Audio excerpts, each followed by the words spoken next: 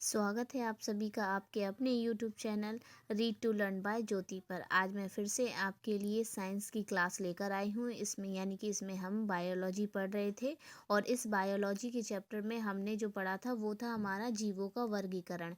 तो बिना किसी देरी के आइए शुरुआत करते हैं। तो ये हमारी पुरानी क्लास थी जिसमें हमने जीवों का वर्गीकरण पढ़ा था। तो हम एक बार इसका एक बार हम इसे शॉर्ट रिवाइज करेंगे ताकि हमें याद रहे कि हमने कहाँ तक पढ़ लिया था और क्या क्या पढ़ा था। फिर उसके बाद जो मैं नया टॉपिक आपका शुरू करूँगी वो आपका इसी में क्लासिफिकेशन में आपका फर्स्ट मोनेरा, जो कि मैं आज से पढ़ाऊँगी आपको। तो आइए थोड़ा सा क्विक रिवीजन हम कर लेते हैं। जीवों के वर्गीकरण में हमने क्या जाना था? हमने जाना था कि जीवों का वर्गीकरण जो है वो उनकी शारीरिक संरचना या उनके कुछ पर्टिकुलरली विशेषताओं या उनके कुछ गुणों के कारण उनको क्या किया जाता है, उन्हें अलग अलग वर्गों में विभाजित किया जाता है। जैसे हम लोग कहते हैं कि इंसानों की भी अलग अलग प्रवृत्ति होती है। किसी को किसी तरह से माहौल में रहना पसंद है तो किसी को किसी तरह का। तो ऐसे ही जानवरों में भी उनकी खुद की अपनी अलग अलग शारीरिक संरचनाओं के हिसाब से उनकी विशेषताओं के आधार पर, कि जैसे कई पानी में रह सकते हैं तो कई पृथ्वी पर रह सकते हैं, कुछ हवा में रह सकते हैं। तो इसी तरह से उनके करेक्टर्स को देखते हुए उनका क्लासिफिकेशन यानी कि उनका वर्गीकरण किया गया है।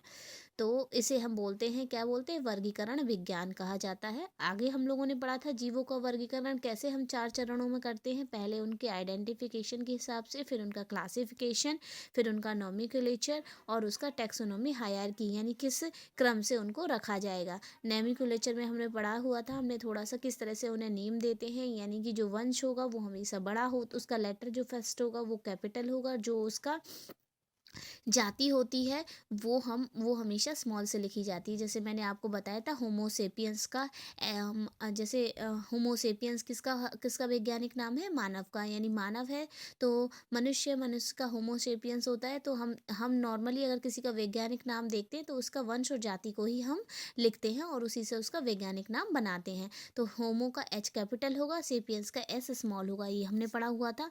अगला हमने जो पढ़ा था कि किस तरह से कितने वैज्ञानिक हुए। कई सारे वैज्ञानिक हुए जिन्होंने अपने उन्होंने कई तरह के वर्गीकरण को प्रेजेंट किया। उनमें से एक वैज्ञानिक थे जिनका नाम था कैरोलस लीनियस, जिन्होंने अपनी एक पुस्तक लिखी थी सिस्टेमा नेचुरी, और उनमें ही उन्होंने अपनी आधुनिक वर्गीकरण प्रणाली की व्यवस्था की थी। इसी के साथ साथ इन्होंने जो वर्गीकरण किया था जीव जंतुओं का, वो 2 तरह से किया था, 2 भागों में किया था। इसमें एक इन्होंने प्लांट के बारे में बताया था और एक एनिमल के बारे में बताया था। आइए आगे पढ़ते हैं। और इसमें प्लांट, जो हमारे प्लांट थे वो सिंगल थे, और एनिमल्स में उन्होंने किस किस के बारे में डिस्क्राइब किया था? स्तनधारी पक्षी, उभयचर, मत्स्य, कीड़े और कीट, ये सारे के सारे उन्होंने एनिमल्स में रख दिए थे। आगे चल के ऐसे कई वैज्ञानिक आए जिन्होंने अलग अलग हिसाब से अलग अलग क्या किए, वर्गीकरण दिए। जैसे अगर हम देखें तो विटेकर आए जिन्होंने क्या किया, 5 जगत मोनेरा 5 जगत बताया। यानी विटेकर क्या लेके आए थे? 5 जगत वर्गीकरण लेके आए थे, जिसमें इन्होंने मोनेरा, प्रोटिस्टा, फंजाई, प्लांटी और एनिमेलिया को वर्गीकृत किया था। इसके बाद आगे और भी कई सारे आए जिससे अलग अलग वर्गों में, और जो विटेकर थे उनके हिसाब से जो मोनेरा को उन्होंने आर्कीबैक्टीरिया और यूबैक्टीरिया में विभाजित किया था, और अगेन उन्होंने इसे उपसमूह में वर्गीकृत किया। जैसे इसमें उन्होंने जगत, संघ, विभाग, वर्ग, गण, कुल, वंश आदि के बारे में बताया था। अगला हम लोगों ने कुछ वैज्ञानिक नाम पढ़े थे जो कि साधारण नाम आ जाते हैं अक्सर एग्जाम में देखने के लिए, तो इन्हें भी एक बार रिवाइज कर लेते हैं। मानव का नाम हमें पता है होमोसेपियंस होता है। तेंदुओं को पैंथरा पार्डस बोलते हैं, बाघ को पैंथरा टिग्रिस बोलेंगे, शेर को पैंथर लियो बोलेंगे, मटर का पाइसम सटाइवम होता है, बिल्ली का फेलिस कैटस होता है, मेंढक का राना टिग्रीना होता है। देन उसके बाद हमने पढ़ा था कि किन किन लोगों ने, यानी कि जो हमारे कैरोलस लीनियस थे उन्होंने हमें क्या दिया था, 2 जगत, यानी 2 जगत वर्गीकरण किया था। और जो हमारे 3 जगत वर्गीकरण किन्होंने दिया था, वो दिया था हैकेल ने दिया था, जिसमें उनके जंतु, प्लांट और प्रोटिस्टा आ गए थे।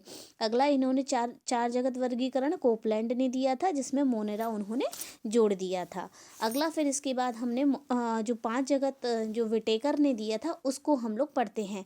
तो पांच जगत वर्गीकरण में मोनेरा, प्रोटिस्टा, कवक और पादप और जंतु, ये सारे के सारे वर्गीकृत किए थे। किन्होंने किए थे? विटेकर ने। तो विटेकर के ही वर्गीकरण को हम आगे बढ़ाते हुए आइए आज की क्लास हम लोग शुरू करते हैं।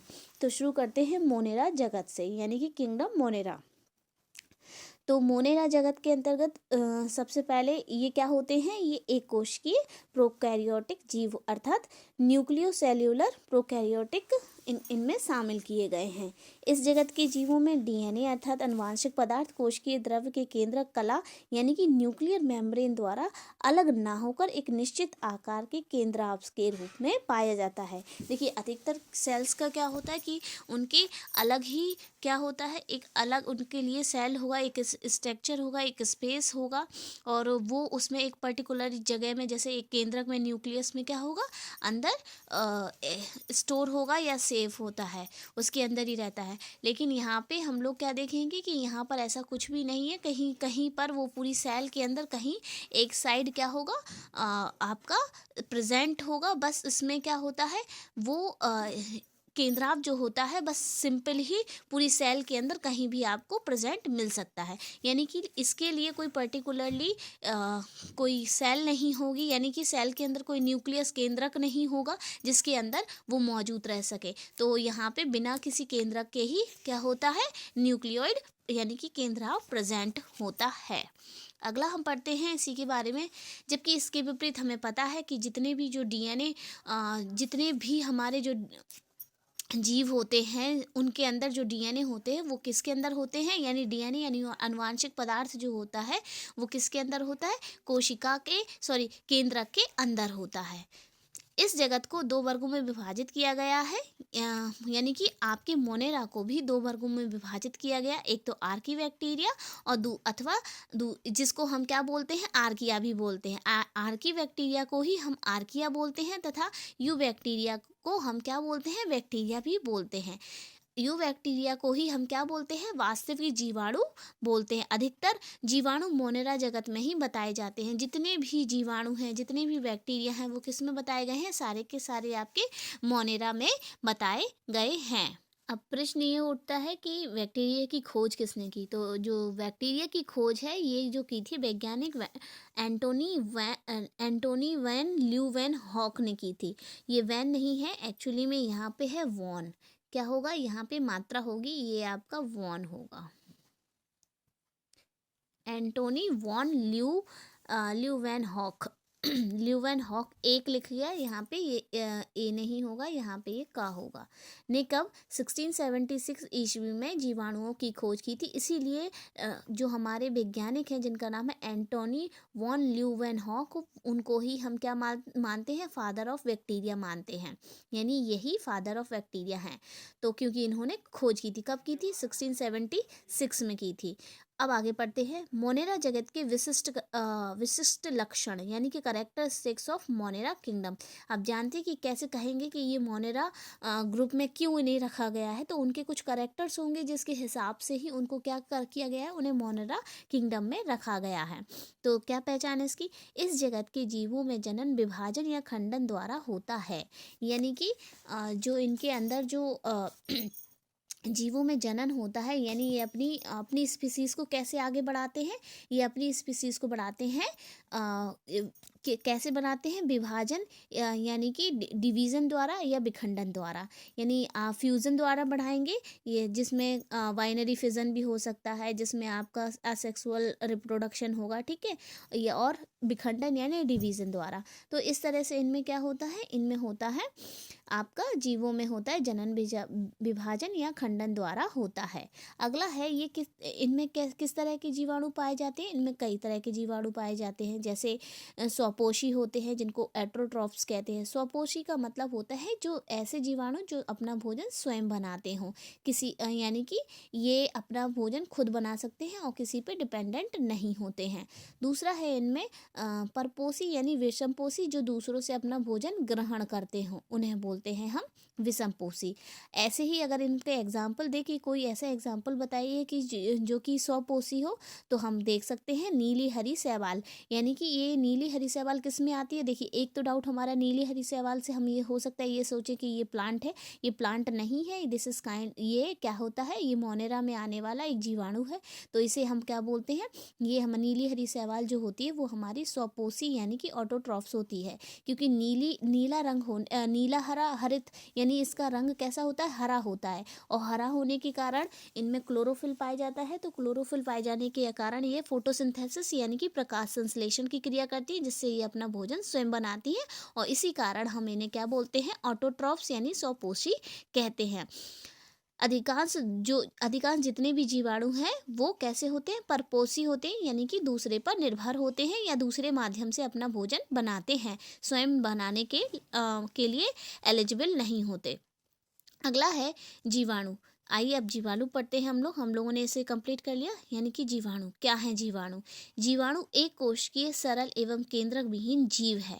क्या है, एक कोश की बहुत ही सिंपल सेल है, जिसके ऊपर क्या है, केंद्रक विहीन, जिसके अंदर केंद्रक नहीं पाया जाता। जैसे ऑलरेडी हमने पढ़ा था कि इसमें जो जितने भी जो अनुवांशिक पदार्थ होते हैं वो कहीं साइड में तैरते रहते हैं, लेकिन उनके अंदर कोई भी पर्टिकुलरली न्यूक्लियस नहीं होता जिसके अंदर वो स्टोर होकर रखे रहें या सुरक्षित रहें। सुरक्षित तो रहते हैं बट उनकी एक कोई पर्टिकुलर जगह नहीं होती कि ये वहीं होंगे, जैसे कि अन्य जीवों में होते हैं केंद्रक के अंदर। इन्हें सर्वव्यापी कहा जाता है।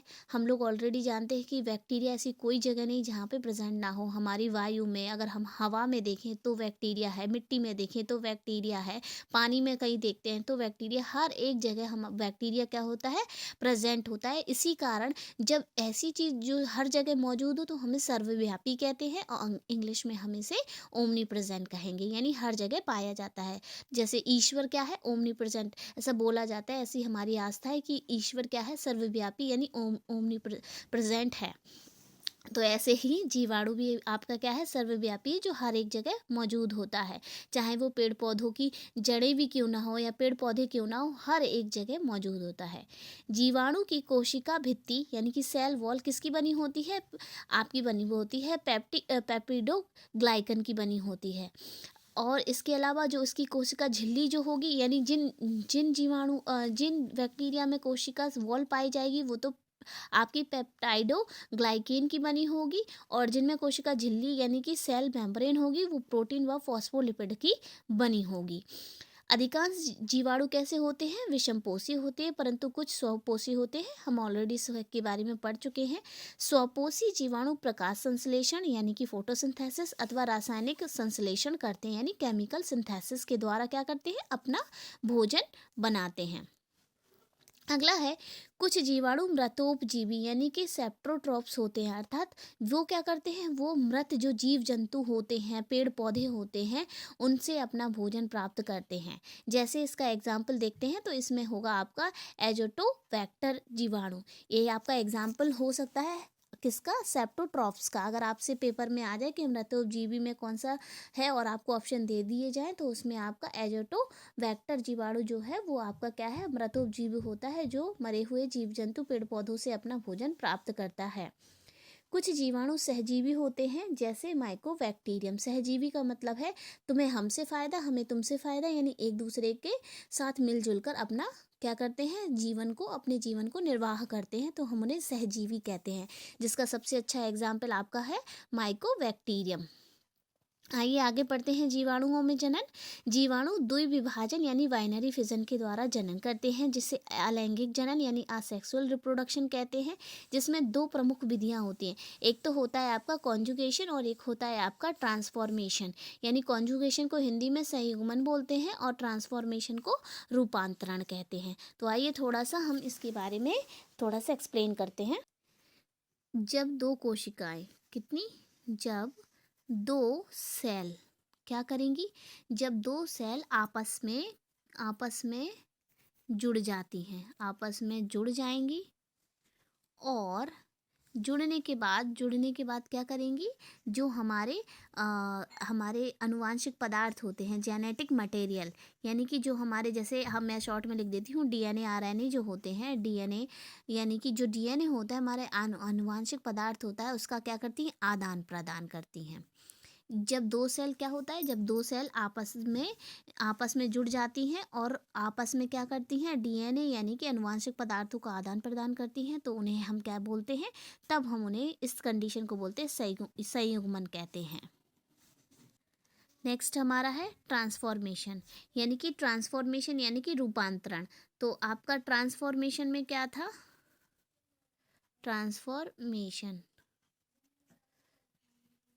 ट्रांसफॉर्मेशन में क्या होगा, आपका कोई भी जो डीएनए होगा, यानी कि डीएनए क्या करेगा, आपके बाह्य माध्यम से, किससे, आपके बाह्य माध्यम से क्या करेगा, अनुवांशिक पदार्थों में परिवर्तन या रूपांतरण करता है। यानी बाह्य माध्यम से डीएनए लेकर अपने अनुवांशिक पदार्थों में परिवर्तन करता है, तो उसे हम क्या कहते हैं, उसे हम रूपांतरण कहते हैं। यानी ये क्या करेगा, बाह्य माध्यम से डीएनए अपने जो अनुवांशिक पदार्थ होंगे उनको लेगा और उनमें परिवर्तन करेगा, तो उन्हें हम क्या बोलेंगे, उन्हें हम बोलेंगे रूपांतरण, यानी कि ट्रांसफॉर्मेशन कहेंगे। जैसे मैं एक एग्जांपल आपको बता देती हूँ, जैसे कुछ जीवाणु होते हैं जो कि क्या करते हैं, आपकी हो गई है अमोनिया, ठीक है, हम बात करते हैं अमोनिया की, यानी कि आपका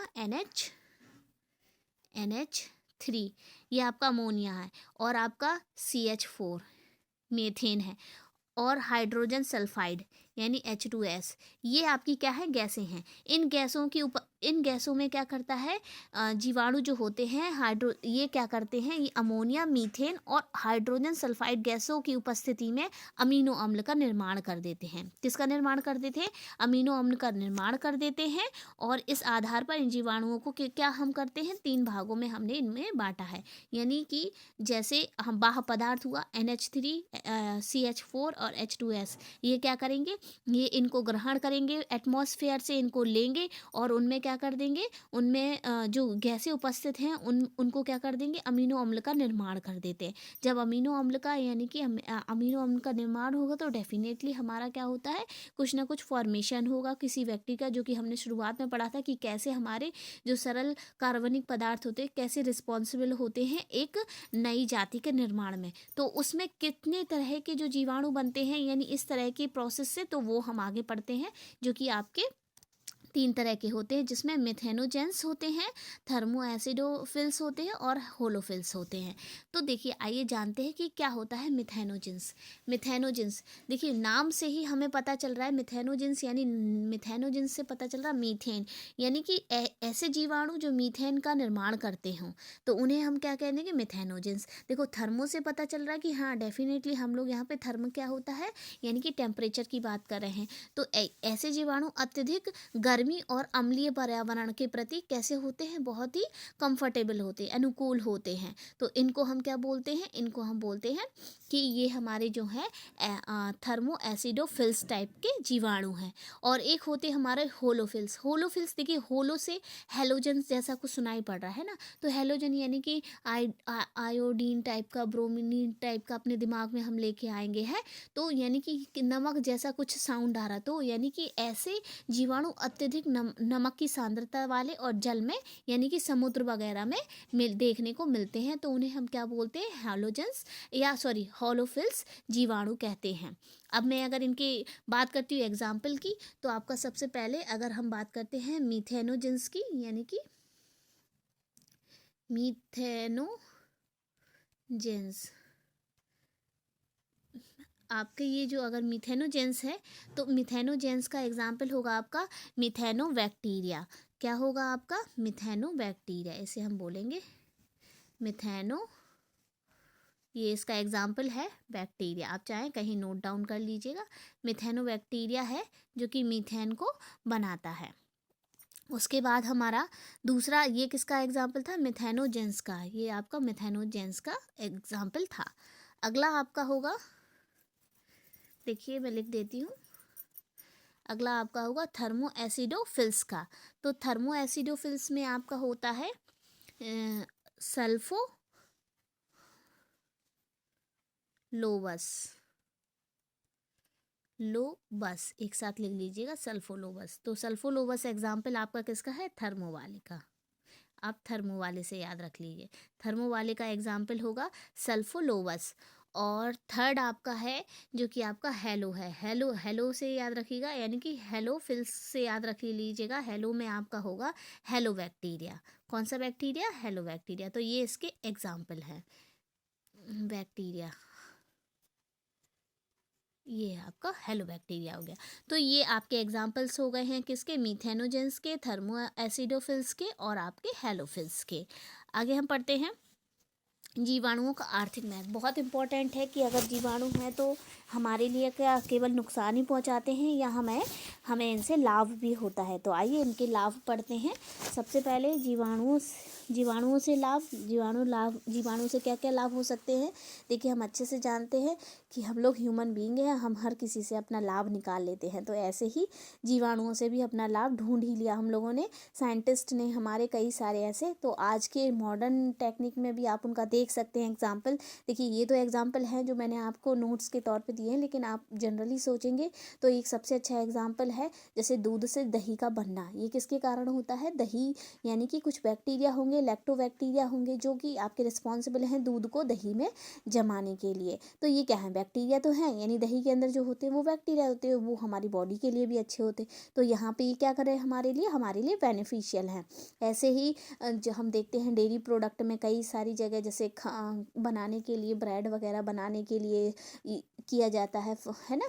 तो खमीर उठाने के लिए, यानी कि सड़ाने के लिए, किण्वन के लिए। तो ये सारे के सारे क्या प्रोसेस हैं? ये सारे के सारे इनमें बैक्टीरिया यूज़ होते हैं जो कि क्या करते हैं? हेल्पफुल होते हैं हमारे लिए। तो आइए सीरीज से पढ़ते हैं। भूमि की उर्वरकता में वृद्धि। अब कैसे बैक्टीरिया भूमि की उर्वरकता को बढ़ाते हैं? जितनी भी हमारी दलहनी फसलें हैं उनकी जड़ों में आपको सभी को पता है कि क्या पाया जाता है? राइजोबियम जीवाणु पाया जाता है, जो कि क्या करता है? वायुमंडल की नाइट्रोजन को ग्रहण करके उसकी उर्वरकता को क्या करता है? वृद्धि करता है, यानी बढ़ा देता है। ऐसे ही दूसरा एग्जाम्पल पढ़ते हैं, जैविक खाद का उत्पादन। तो जैविक खाद के उत्पादन में जितने भी हम देखेंगे कि जो मृतोपजीवी होते हैं, यानी मरे हुए जो यानी जैविक खाद में जैसे क्या होता है, इस तरह के जो जीवाणु होते हैं वो क्या करते हैं? वो जितने भी मरे हुए या सड़े गले जितने भी अपशिष्ट होते हैं उन पर क्या करते हैं? उन पर वो क्या करने लगते हैं? उन पर उनको छोड़ दिया जाता है और कुछ दिनों बाद वो क्या करते हैं? उनको खाना शुरू कर देते हैं। खाते खाते खाते वो उन्हें क्या कर देते हैं? सड़ा देते हैं। सड़ाने के बाद क्या हो जाता है? ऐसे जटिल कार्बनिक पदार्थ आसानी से कैसे हो जाते हैं? बैक्टीरिया जिन पे डाला जाता है, तो वो बैक्टीरिया की वजह से छोटे छोटे स्मॉल यानी सरल रूप में क्या होने लगते हैं? टूटने लगते हैं। और जो बाद में देखा होगा काला काला सा कीचड़ टाइप का बन जाता है, वो क्या होती है? कई जगह उनको जैसे कि उसको यूज़ कर लिया जाता है, जैसे खेतों में कृषि अपशिष्ट के रूप में, गोबर के लिए, है ना। गोबर तथा अन्य अपशिष्ट पदार्थों को लेकर के उनको खाद यानी उनको क्या कर देते हैं? खाद बना लेते हैं। तो इस तरह से वो क्या करते हैं? उनको यानी कि जो जैसे फूल पत्तियां हुई उन्हें सड़ा दिया, फिर उन्हें दोबारा यूज़ कर लिया, कैसे? खाद के रूप में। तो ये जैविक खाद के रूप में भी हमारे लिए हेल्पफुल होते हैं। तो इसी को हम क्या बोलते हैं? इसी को हम मिथेनोजेनेसिस बैक्टीरिया भी बोलते हैं, जो कि हमें कृषि में बहुत सारी चीज़ों में हमें मदद करते हैं। अगला हम पढ़ते हैं इसमें आपका अपमार्जक की भूमिका। देखिए, अपमार्जक तो हमें पता है साफ सफाई करने वाला।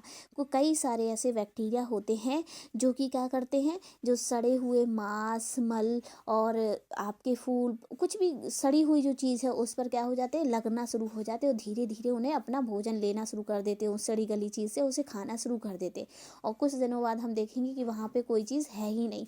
इसका सबसे अच्छा एग्जाम्पल आप देख सकते हैं कि अगर रास्ते पे कभी कोई जानवर मर जाता जाता है कहीं सड़क पे, तो देखा होगा कुछ दिनों बाद कीड़े पड़ जाते हैं और कुछ दिनों बाद देखेंगे कि वो वहाँ पे है ही नहीं।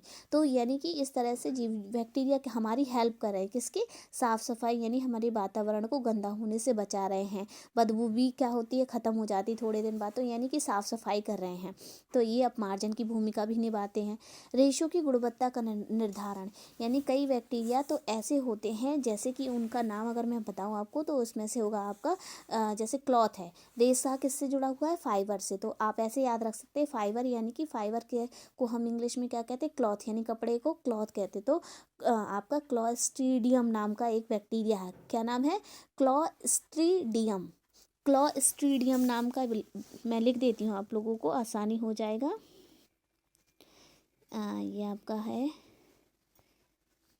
क्लॉस्ट्रीडियम।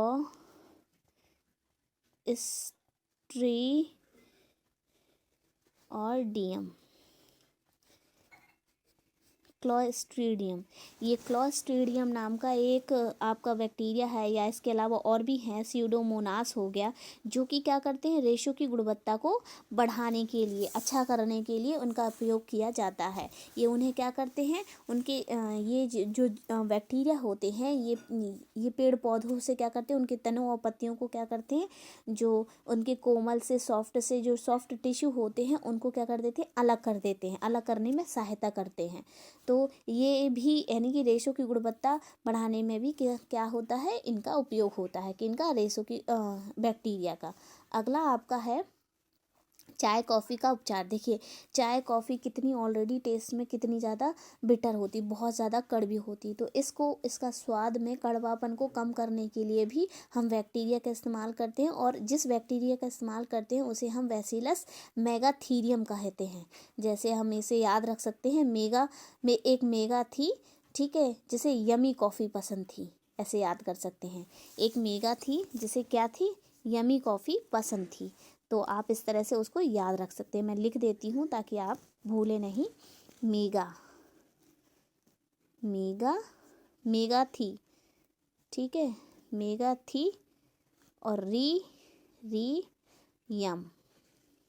देखिए एक मेगा थी और उसे यमी कॉफ़ी पसंद थी, यानी मेगाथीरियम क्या काम करता है, कॉफ़ी की जो कड़वाहट है उसे कम करने का काम करती है। और आगे बैसिलस आप याद रखिएगा। तो ये आपका एक एग्जाम्पल होगा जो कॉफ़ी के उपचार के लिए यूज़ होता है।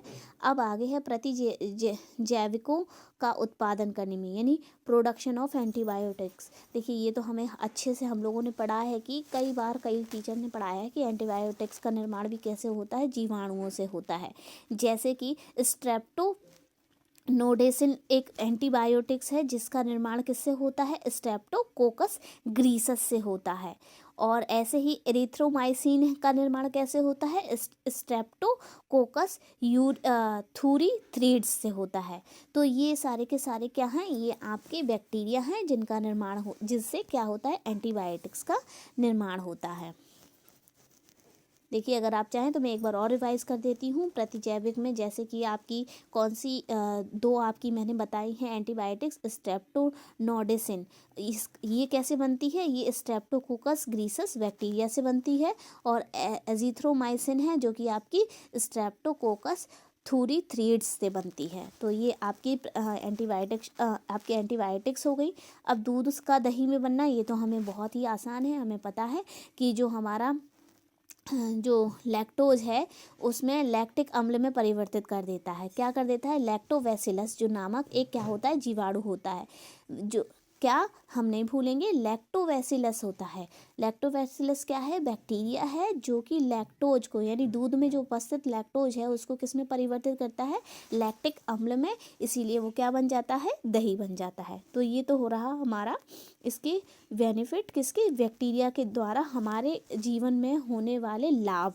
अब हम पढ़ते हैं थोड़े से जीवाणुओं से होने वाली हानियाँ, यानी भोजन की विषाक्तता। कई बैक्टीरिया ऐसे होते हैं जो भोजन को क्या कर देते हैं, यानी हमारे फूड में पॉइजनिंग कर देते हैं, जिसे हम फूड पॉइजनिंग कहते हैं। फूड में पॉइजन कर देंगे जिसे खा के इंसान हो, कोई भी हो, बीमार पड़ सकता है। तो इसमें जो बैक्टीरिया है उसे हम कहते हैं स्टेफाइलोकोकस, यानी स्टेफाइलोकोकस एक बैक्टीरिया है जो कि भोजन को क्या कर देता है, यानी विषाक्त खराब कर देता है। आप इसे ऐसे याद कर सकते हैं कि फालतू स्टफ़ लोगे तो क्या हो जाएगा, आपका पेट खराब हो जाएगा, यानी आप बीमार पड़ जाओगे। स्टेफाइलोकोकस, देखिए स्टेफाइलोकोकस है इसका नाम। भोजन के लिए जो इस्तेमाल किया जाता है इसके लिए इसे हम बोलते हैं स्टेफाइलोकोकस। तो आप इसे ऐसे याद रख सकते हैं, स्टफ़ से याद रखिए, स्टफ़ और स्टेफाइलो लोकस को आप लोगो से याद रखिए। तो स्टेफाइलोकोकस जो है, जो कि आपके खाने को फूड पॉइजनिंग कर देता है। अगला है आपका डीनाइट्रिफिकेशन। देखिए कई बैक्टीरिया ऐसे हैं जो मैंने ऑलरेडी पढ़ा था कि उर्वरकता कैसे बढ़ाते हैं। जितनी भी हमारी दलहनी फसलें हैं वो नाइट्रोजन वातावरण से ग्रहण करके हमारी मृदा को कैसी बनाते हैं, उपजाऊ बनाते हैं। उसी का अपोजिट कर देते हैं कुछ बैक्टीरिया, जिसमें से इस बैक्टीरिया का नाम हम जान सकते हैं, ये हमारा है माइक्रोबैसिलस। आप याद रखिएगा, जो कि आपके डीनाइट्रिफिकेशन में जो बैक्टीरिया है उसका नाम है माइक्रोबैसिलस। कौन सा, माइक्रोबैसिलस है। अब है डिसल्फ्यूराइजेशन, यानी कि विसल्फीकरण। विसल्फीकरण का मतलब ऐसे जीवाणु जो क्या करते हैं, मृदा में उपस्थित सल्फेट को हाइड्रोजन सल्फाइड में बदल देते हैं, और उससे क्या होता है, उससे जो मिट्टी की जो उर्वरकता है वो क्या हो जाती है, प्रभावित हो जाती है, यानी कि उसकी मिट्टी की उर्वरकता कम होने लगती है। और इसमें कौन सा बैक्टीरिया काम करता है, इसमें करता है डिसल्फोविब्रियो। देखिए सल्फो से याद रखिएगा, डिसल्फोविब्रियो है, जो कि आपके डिसल्फ्यूराइजेशन में क्या करते हैं, डिसल्फ्यूराइजेशन करते हैं। ये एक बैक्टीरिया है जो कि हार्मफुल होता है हमारे मिट्टी की उर्वरकता को कम करने में। अगला है, ऐसे कई सारे हैं। अगर हम रोगजनक बोले, रोगों के कारक, जैसे रोगों के कारक कई सारे हो सकते हैं। मनुष्यों में भी हो सकते हैं, यानी ह्यूमन बॉडी में भी हो सकते हैं, वनस्पति में भी हो सकते हैं। ह्यूमन बॉडी की अगर हम बात करते हैं तो हैजा किससे होता है, आपका विब्रियो कॉलरी से होता है। हैजा किससे होता है, विब्रियो कॉलरी से होता है। कुष्ठ रोग किससे होता है, माइकोबैक्टीरियम लेप्री से होता है। किससे होता है, माइक्रोबैक्टीरियम लेप्री से होता है। और तपेदिक यानी कि टीबी आपका माइक्रोबैक्टीरियम ट्यूबरक्लोसिस से होता है। तो ये वो जीवाणु हैं जो मनुष्य में क्या करते हैं, रोग उत्पन्न करते हैं। अगर हम वनस्पति की बात करते हैं तो ऐसी कई सारी बीमारियां हैं, लेकिन मैं आपको एक दो एग्जाम्पल बता देती हूँ। जैसे कि आलू में एक रोग होता है जिसका नाम है शैथिल्य रोग। कौन सा रोग है, शैथिल्य रोग। आप लोग कहीं से नोट डाउन करते जाइएगा, मेरे लिए सारा कुछ लिखना पॉसिबल नहीं होता है, इसलिए मैं आपको समझा रही हूँ। आलू में कौन सा रोग होता है, शैथिल्य रोग होता है, जो कि स्यूडोमोनास से होता है। स्यूडोमोनास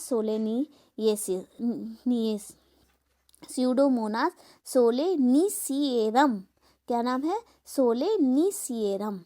ये आपका है, जो कि आपका शैथिल्य रोग उत्पन्न करता है। फलों में क्राउन गाल रोग होता है। फलों के अंदर क्राउन गाल रोग होता है, जो आपका एग्रोबैक्टीरियम ट्यूमेफिसियंस से होता है। ट्यूमेफिसियंस यानी एग्रोबैक्टीरियम ट्यूमेफिसियंस, ये हैं जो कि रिस्पॉन्सिबल हैं फलों में बीमारी फैलाने में। तो ऐसे ही बहुत सारी अलग अलग बैक्टीरिया हैं जो अलग अलग चीज़ों के लिए रिस्पॉन्सिबल होते हैं। अगर हम थोड़ा सा बात करते हैं, हमारे माइकोप्लाज्मा की बात करते हैं, तो माइकोप्लाज्मा क्या होता है, माइकोप्लाज्मा के लिए हम पढ़ते हैं थोड़ा सा कोशिका भित्ति। माइकोप्लाज्मा में क्या होती है, कोशिका भित्ति नहीं होने के कारण माइकोप्लाज्मा को सामान्य रूप से क्या बोला जाता है, मॉलिक्यूल्स कहा जाता है। क्योंकि माइकोप्लाज्मा में क्या नहीं होती है, कोशिका भित्ति नहीं होती है। अर्थात इन्हें हम क्या कह सकते हैं, ऐसे जीव होते हैं जिनको हम कहते हैं कोमल यानी कि सॉफ्ट स्किन वाले जीव कहते हैं। माइकोप्लाज्मा में कौन से बैक्टीरिया आते हैं, आपके वो बैक्टीरिया आते हैं जिनके ऊपर सेल वॉल नहीं होती है और बहुत ही सॉफ्ट स्किन वाले होते हैं। इसीलिए हम इनको क्या कहते हैं, माइकोप्लाज्म यानी मॉलिक्यूल्स भी कहते हैं। इनमें आपके माइक्रोप्लाज्म को जीवाणु, विषाणु एवं कवक के बीच की कड़ी माना जाता है। क्या माना जाता है, जो हमारे माइक्रोप्लाज्म है ये हमारे जीवाणु, विषाणु और कवक के बीच की इकाई माना जाता है, यानी कड़ी माना जाता है। अब माइकोप्लाज्म जो है, इनमें कोशिका भित्ति ना होने के कारण इनमें जो सामान्य प्रतिजैविक यानी जो एंटीबॉडीज़ होती, एंटीबायोटिक्स होती है, इनका कोई प्रभाव नहीं पड़ता, यानी कोई असर ही नहीं होता है। कुछ ऐसे बैक्टीरिया होते हैं जो ना तो जीवाणु है, ना विषाणु है और ना कवक है, वो इन सब के बीच की कड़ी है। और उनके ऊपर जो माइकोप्लाज्म के ऊपर जो कोशिका यानी सेल वॉल जो होती वो नहीं होती, जिसके कारण से इनके ऊपर जो है एंटीबॉडीज़ क्या नहीं करती हैं, एंटीबायोटिक्स जो होती हैं वो काम ही नहीं करती। तो इनको इन पे कोई प्रभाव ही नहीं पड़ता। जैसे अगर हम नाम सुने तो जैसे पेनिसिलिन हो गया, बेटा लैक्टम हो गया, ये ऐसी एंटीबायोटिक्स हैं जो काम नहीं करती हैं किन पे, माइकोप्लाज्मा वाले बैक्टीरियों पर। तो ऐसे ही तब हमें इसमें क्या करते हैं, तब हम इस तरह के सैंपल को कलेक्ट करते हैं और उसे हम कल्चर एंड सेंसिटिविटी के लिए भेजते हैं कि देखते हैं कि कौन सी एंटीबायोटिक्स काम करेगी, कौन सी नहीं करेगी। उसके हिसाब से फिर जो भी एंटीबॉडी जो भी उनके अंदर ग्रोथ होगी तो पता लगाया जाएगा कि बैक्टीरिया का टाइप कौन सा है। जब बैक्टीरिया का टाइप पता चल जाता है तो उसी के हिसाब से फिर डॉक्टर आपको दवाई देता है। और ऐसे ये जो बैक्टीरिया हैं, ये जो यानी कि आपके माइक्रोप्लाज्मा जीवाणु जो होते हैं, ये कैसे होते हैं, दोनों तरह के होते हैं, परजीवी भी होते हैं और मृतोपजीवी भी होते हैं। और ये आपके जो रहते हैं वो बिना किसी ऑक्सीजन के ऑब्सेंस के रहते हैं, यानी कि ये आपके एनएरोबिक होते हैं। कैसे होते हैं, एनएरोबिक का मतलब होता है बिना हवायु में जो ग्रोथ करते हैं उन्हें हम बोलते हैं एनएरोबिक जीवाणु, यानी कि ऑक्सीजन रहित। तो यानी कि ये तो हमारा, मैंने जो आपको एक्स्ट्रा नॉलेज दी है। और इस तरह की बैक्टीरिया को पता करने के लिए ग्राम पॉजिटिव और नेगेटिव स्लाइड मतलब स्टेनिंग भी करते हैं, जिससे पता लगाया जाता है कौन सा बैक्टीरिया है। फिर उसके हिसाब से डॉक्टर आपको मेडिसिन देता है। तो ये तो आपको मैंने बता दिया है कि आपकी क्या है, आपके ये सारा का सारा मैंने आपको मोनेरा पढ़ा दिया है, बहुत अच्छे से पढ़ाया। आई होप आप लोगों को बहुत अच्छे से समझ आया होगा। अगर आपको मेरा वीडियो पसंद आए तो इसे लाइक, सब्सक्राइब और शेयर ज़रूर करें, ताकि मैं आपके लिए इसी तरह से नए और अच्छे वीडियो और पूरे कंप्लीट इन्फॉर्मेशन के साथ लेकर आऊँ। इसी के साथ thank you for watching my video and listening. Thank you once again.